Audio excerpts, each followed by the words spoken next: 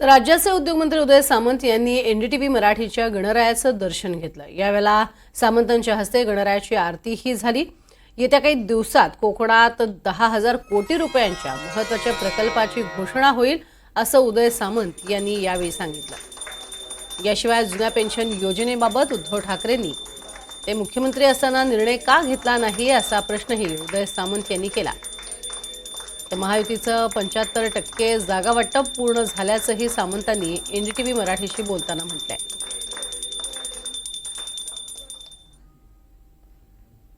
चर्चेबाबत एवढंच सांगतो की महायुतीच्या तिकीट वाटपाची चर्चा ही युद्धपातळीवर सुरू आहे। अतिशय समन्वयानं तिकीट वाटपाच्या ह्या चर्चा होत आहेत।